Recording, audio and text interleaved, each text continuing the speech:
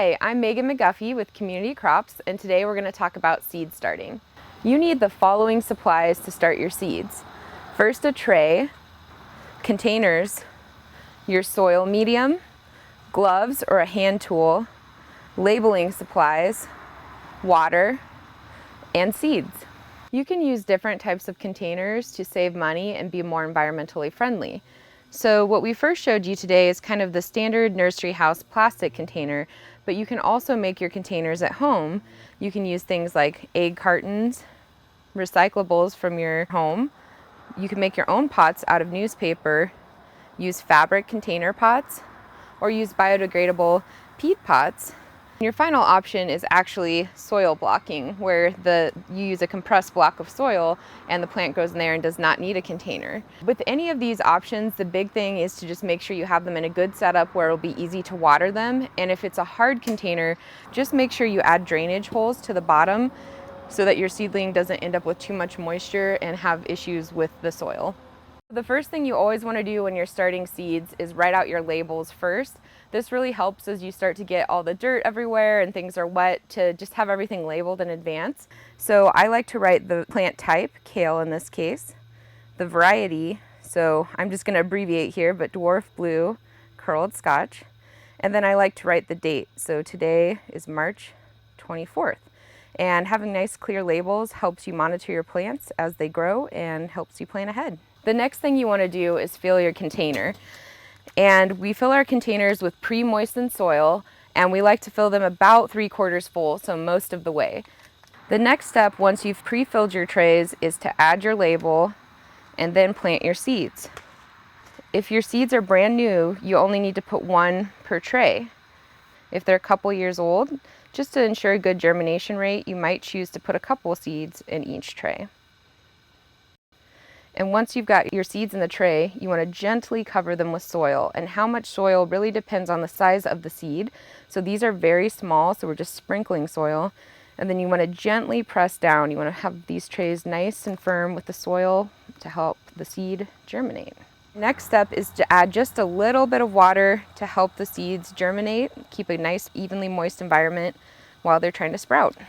So the last step to help your seeds germinate is to cover them, and this helps maintain a nice moist, humid environment to help the seeds germinate. Your standard nursery trays, you can purchase these nice clear domes that go on top, but if you don't have those at home, don't worry. You can also cover your plant tray with plastic wrap, or I often like to use gallon-sized Ziploc bags.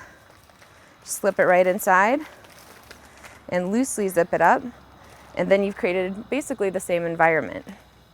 And then now that it's nice and covered up, you're just setting it in a warm area of your house. For this stage, light isn't as important, but it really just has to be a nice, evenly moist environment and keeping everything warm. So, just think about the warmest spot in your house where they'll kind of be out of the way. You'll set them there, and then you'll check them a couple times a day to watch for that germination. If you've had trouble getting your seeds to sprout in the past, or you're looking for a tool to help your seeds germinate sooner, a nice low-cost tool is the heat mat. This allows your plants to have bottom heat. It's a really simple tool. It just has a thermometer that you set and you plug it in, and this will provide nice warm heat from the bottom of your tray. So you just set your tray right on top, and that really allows your plants to sprout more evenly and quickly, especially your warm season crops that really require those higher temperatures to germinate. So as you're waiting for your seeds to germinate, the best tip is to really check them at least twice a day.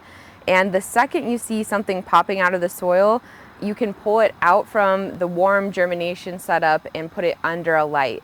And if I'm using 6-pack trays like this, my rule of thumb is once I see 50%, or 3 in this case, cells have sprouted, I'm going to go ahead and pull this out and put it under the light, because I can be pretty confident the other 3 seedlings or the other half are going to sprout very soon. Lighting is another really important part of seed starting. If your lights are too far away from your plants, they will actually stretch towards the light and get leggy. So they just kind of become spindly and not very strong.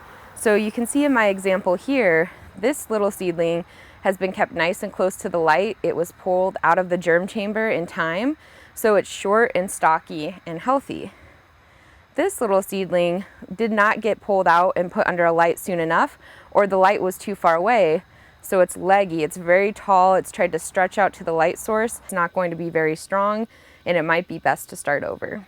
Young seedlings do best with lots of light, ideally 14 to 16 hours a day, followed by periods of rest in dark. You can purchase inexpensive timers to set a schedule for your lights so they turn on and off automatically each day, or you can do it yourself. Direct light within a couple inches of your seedling at all time is best for optimal growth. For starting seedlings that will soon be transplanted into the garden, fluorescent or LED lights, typically found at the hardware store or home improvement stores, are usually enough to meet your young plant's requirements.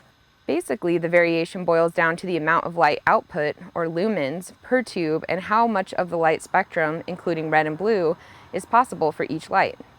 We recommend that you start with a light setup that is easy and affordable for you, and then you can always experiment and add different types of light to your setup over time.